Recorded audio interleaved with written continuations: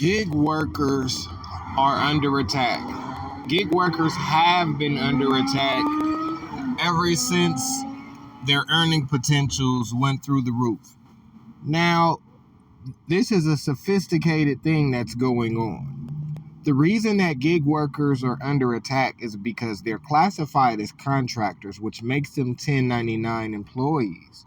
Now, what this means is many of these people, even though they're 1099, they don't actually have businesses and don't file business tax returns. Then many of these people, when you combine their 1099 with their traditional W-2, a lot of these people are actually not paying taxes, especially if their gig account, let's say DoorDash, is connected directly to their PayPal account. Then they can get paid and cash their money without their money ever actually having to exchange interaction with a bank, which means that this is pretty much legal tax evasion. Because the technology and the terminologies and ideology are so new, it's created a scenario where people are getting rich and virtually paying no taxes. Now, I get where the government is coming from. Like, everybody that is earning has to pay taxes. That's just the world we live in. What people don't understand is, gig workers thought that the gravy train was just gonna keep on, and which is still, it's not gonna stop. People are still gonna be making a tremendous amount of money through gig work, but you'll see people that are not financially responsible. What you will see is you're gonna see a whole new wave of tax evasion.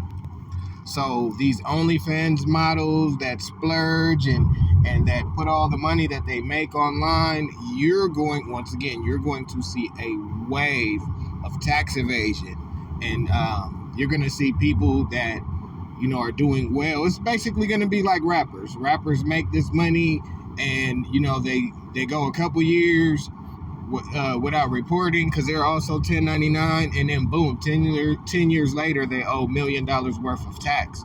You're going to see that play out with many gig workers who were OnlyFans models, who were content creators, who were Uber drivers, Door Dashers. That's what's going to happen.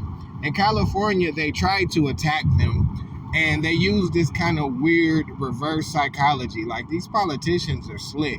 So they'll say things like, "Oh, well, gig workers, they don't get vacation time, and they need a livable wage, they need medical benefits, and this and that." All they're essentially trying to do is turn gig workers into W-2 workers, not for their protection or not for a better work environment, but that way the government can get a piece of their earnings and collect taxes that they otherwise wouldn't be able to collect on their own behalf. So they'll present something to the public as if it's something that's for the greater good of society, but in reality, these things that they propose are actually attacking people who have found a way to evade the system in their own benefit. I don't know why they don't just say that, Well, actually, I take that back. The Democrat administration has been saying pay your fair share, but the average American, for some reason, assumed that when they said pay your fair share, that they were talking about millionaires. No, they're talking about you, gig workers. Why you think they're making PayPal and Venmo and Cash App report any transactions over 600? Wake up. To build back better, they're gonna be taxing you and I, as average people.